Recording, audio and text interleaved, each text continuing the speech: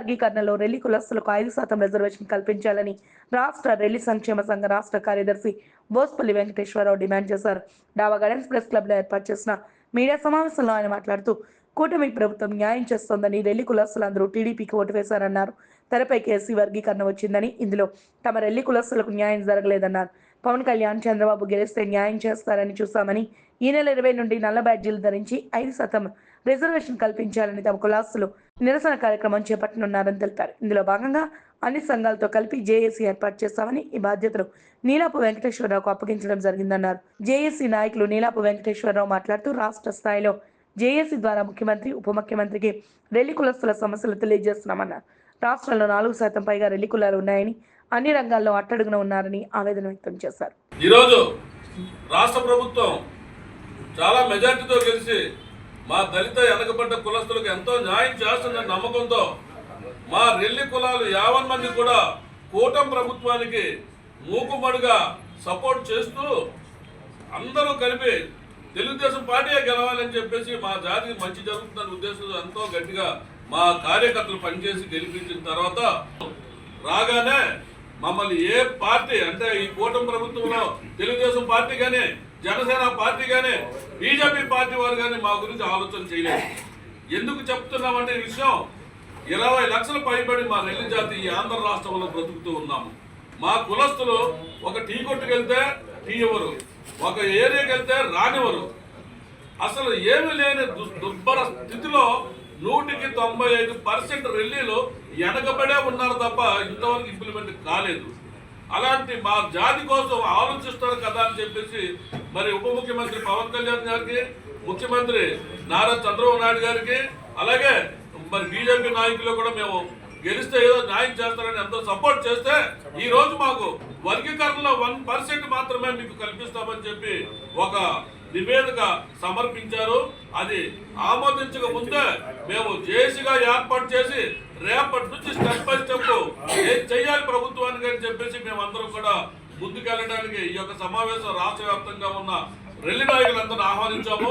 మాకు 5% ఇవ్వాలి, లేని పక్షంలో మేము ఏదో ఒకలాగా మరి ప్రభుత్వాన్ని మీదకి ఒత్తిడి తీసుకొచ్చే ప్రయత్నం చేస్తాము.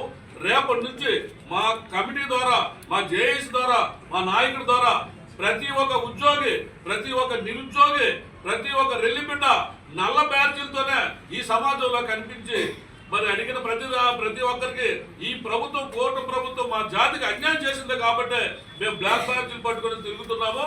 మాకు మినిమం 5 ఇవ్వాలి, లేదంటే 4% అని ఇస్తే మా భావితరాలు, ప్రస్తుత జిల్లాలో ఉన్న మా రెల్లి జాతి బాగుపడతాదని మేము ఈ సందర్భంగా తెలియజేస్తూ ఉన్నాము.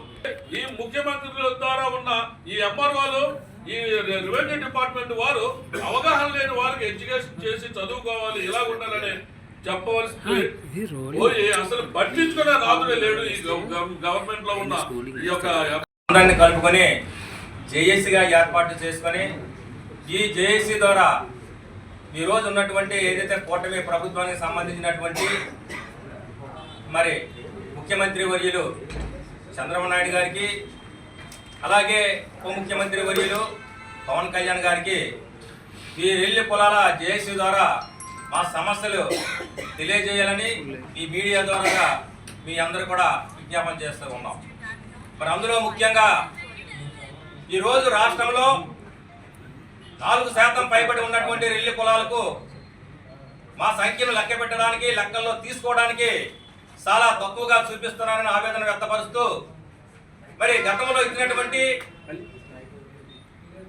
ఏదైతే జస్టిస్ రామచంద్రరాజు కమిషను మరియు ఉషా మెహ్రా కమిషన్ నివేదికను అనుసరించి ఈ రోజున అన్ని రంగాల్లో అట్టడుగున్నటువంటి రెల్లి కులాల వారికి సామాజిక న్యాయం జరిపించే విషయంలో గత 70 సంవత్సరాల నుండి ప్రభుత్వం అన్ని రంగాల్లోనూ కూడా అత్యంత తీవ్రమైనటువంటి వెనుకబాటు కలిగినటువంటి రెల్లి కులాల వారికి మరి భవిష్యత్ తరాల వారికి భవిష్యత్తులో జరుగుతున్నటువంటి వర్గీకరణలో మరి 5% మాకు రిజర్వేషన్ కల్పించాలని మరి ఈ ప్రభుత్వానికి మేము డిమాండ్ చేస్తూ ఉన్నాం.